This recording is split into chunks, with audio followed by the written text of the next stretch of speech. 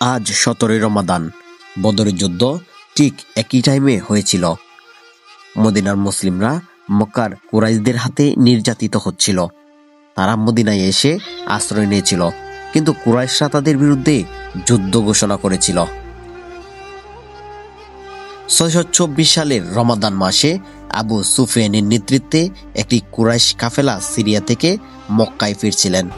মুসলিমরা এই কাফেলাকে আক্রমণ করার সিদ্ধান্ত নেয়।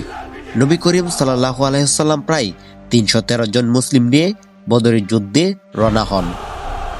কিন্তু কুরাইশরা খবর পেয়ে মক্কা থেকে একটি বড় সেনাবাহিনী নিয়ে আসে। তারা বদরে পৌঁছে মুসলিমদের মুখোমুখি হয়। কুরাইশদের সংখ্যা ছিল প্রায় 1000 জন। যুদ্ধ শুরু হওয়ার আগে মুসলিমরা আল্লাহর সাহায্য প্রার্থনা করে। প্রথমে কুরাইশদের একজন যোদ্ধা উতবা মুসলিমদের আক্রমণ করে। হামজা রাদিয়াল্লাহু আনহু উতবাকে হত্যা করেন। এরপর মুসলিমরা কুরাইশদের আক্রমণ শুরু করে। যুদ্ধ চলাকালীন নবী করিম সাল্লাল্লাহু আলাইহি ওয়াসাল্লাম আল্লাহর কাছে দোয়া করেন, হে আল্লাহ, তুমি আমাদের সাহায্য করো। আল্লাহর সাহায্যে মুসলিমরা বিজয় অর্জন করেন। যুদ্ধ শেষে কুরাইশদের 70 জন নিহত হয় আর 70 জন বন্দী হয়। মুসলিমদের 14 জন শহীদ হন। মুসলিমরা বিজয় হয় এবং ইসলামের শক্তি বৃদ্ধি পায়। এই যুদ্ধ ইসলামের একটি গুরুত্বপূর্ণ ভূমিকা পালন করে, যা মুসলিমদের জন্য একটি বড় বিজয়। রমাদান মাসে এই বিজয় মুসলিমদের জন্য আরো বেশি বরকতময়। বদরের প্রান্তরে কেবল লড়াই হয়নি, সেখানে ইসলামের অস্তিত্ব রক্ষার ফয়সালাও হয়েছিল।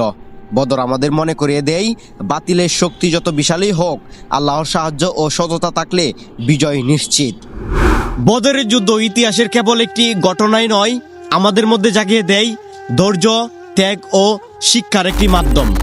আমাদের মধ্যে ধৈর্য, ত্যাগ ও ঈমানকে আরো জাগিয়ে তোলে। ইসলাম কেবল খানকাই নয়, প্রয়োজনে তলোয়ার হাতে নিয়ে কাফেরদের বিরুদ্ধে নামতে হবে, আর সেটাই শিক্ষা দেয় ইসলাম। আর ঠিক এই কারণেই বদরের যুদ্ধে আল্লাহর হাবিব হযরত মুহাম্মদ সাল্লাল্লাহু আলাইহি ওয়াসাল্লাম নিজে নেতৃত্ব দিয়েছেন। আর এই যুদ্ধে কাফেরদের 70 জন এবং ইসলামের 14 জন নিহত হয়ে ইসলামের এক চরম বিজয় অর্জন হয়েছে। Billal Islamic media, SD।